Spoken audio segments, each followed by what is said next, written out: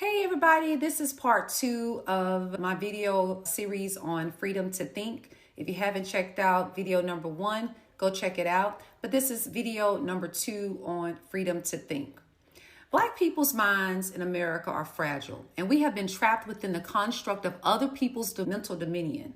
Other people use movies, music, books, and stories to trap our minds in a narrative about who we are that has profited them for centuries but kept us stuck. Even though they tell us who we are and who we can be, they tell us what gods we can serve or not serve. They tell us who they are, but they don't allow us to tell them who we are. They tell us the mental constructs to live within. If our forefathers were in battle with them in the past, we have to admit defeat. We lost. We are the victims and they are the victors. And as my friend Antonio likes to say, the victor is always the author and the victim is the reader. We can begin to exit the victor's stories about who we are to the extent they don't benefit us by creating new mental models that benefit us more.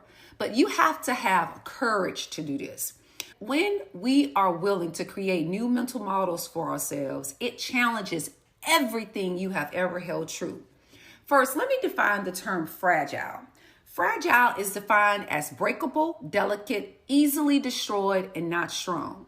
If I ask what is the opposite of fragile, many of us think strong or resilient, but the polar opposite of fragile isn't strong because strong doesn't welcome mistreatment.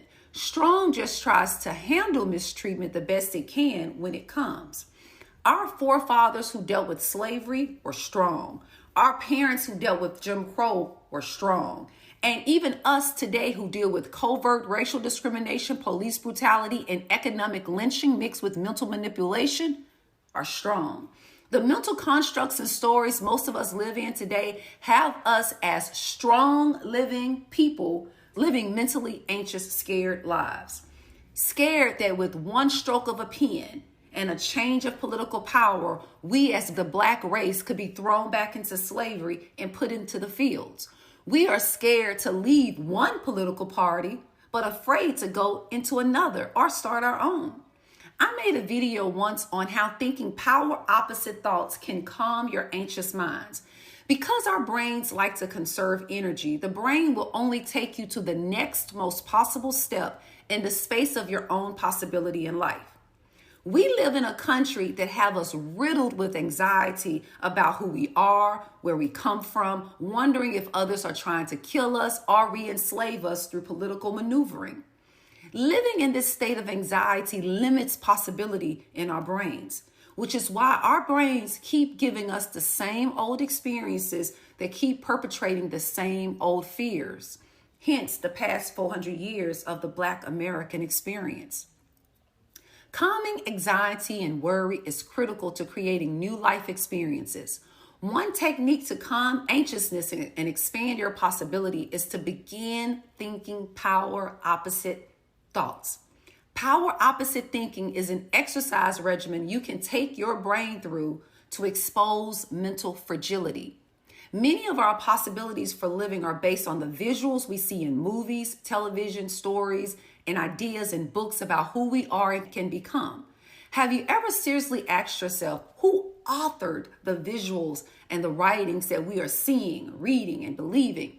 Is it the victor's perspective or the victim's truth? The answer to that question isn't as important as understanding that it's those visuals and those stories that have established the parameters of our space of possibilities in this life. Your brain make choices that are only within the parameters of what you believe is possible. If you don't believe it's possible, your brain can never get you there. We have to be willing to generate new ideas about ourselves. And one way to do that is through polar opposite thinking. We generally interpret anything we see, hear, or read from a place of power or from a place of fear. If it's from a place of fear, we tend to react from a feeling of anxiety or worry.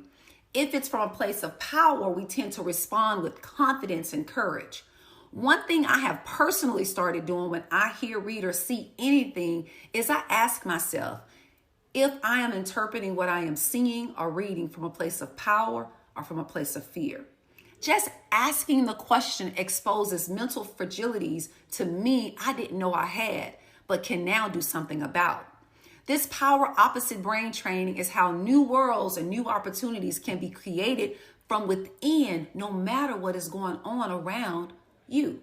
History told us Black people were losers, unchosen, and basically a worthless race of people. But history also showed us that we were resilient and strong because we kept being able to take mistreatment given by others. But what if we applied power opposite thinking to these historical stories the victor has told us about ourselves that make us feel weak and stolen and unchosen? I asked earlier, what is the opposite of fragile? And I said it wasn't strong and it wasn't resilient. Although as a Black woman, I do take pride in being strong and resilient, given all the traumas me and my sisters have experienced in this country, I want a total change in life experience for my children's children. I don't want to unknowingly perpetuate to my children that which I no longer want to experience myself. Maybe our brain's interpretation of our resiliency and our strength is that we are willing to just endure mistreatment. For example, if a white person calls you the N-word, your visual is being that poor little Black girl or Black boy whose forefathers were stolen from Africa, brought to America on a boat, mistreated and worthless. And then emotionally we go there. And if you are a Black person in America and a white person has ever called you the N-word, then you know where there is. By us going there, we have just exposed our mental fragility. When you elevate your state of being, certain words have no more effect. You begin to know who you are and who you can be because you are creating yourself in real time. In your new space of possibility, you have no reason to be offended by that which you have transcended. To transcend history's limitations that don't benefit you, force your brain to use more energy in interpreting the history given to you. I asked earlier, what is the opposite of fragile? The opposite of you being mentally fragile is you being mentally not fragile.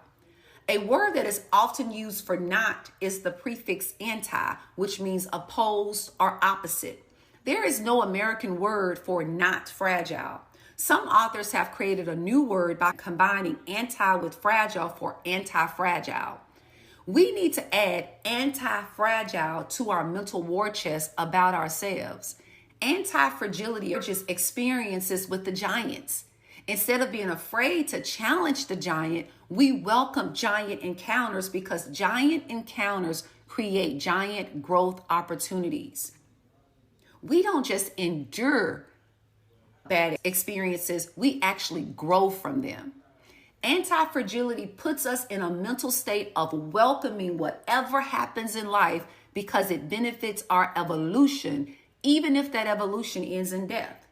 Anti-fragility thinking supports fearless living, which in turn supports custom actions that construct custom living.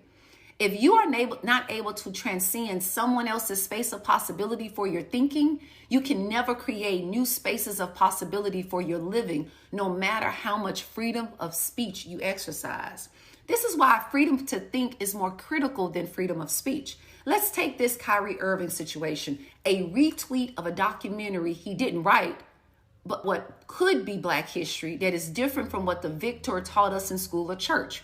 We have to be who they say we are, and they have to be who they say they are, or else we are called idiots or some other label they want to call us. Our mental fragility has kept us from being students of life out of fear, pain, and ignorance. We have accustomed our thinking to other people's teaching. We have been living life scared. But life is the best teacher because life keeps no spoils, no real records of winners or losers. Changing our teacher to life is how we turn our mental fragility into mental anti-fragility. Who would America be with an anti-fragile Black American population? I would love to see. This is Sean Speaks, and remember, brain health is mental wealth.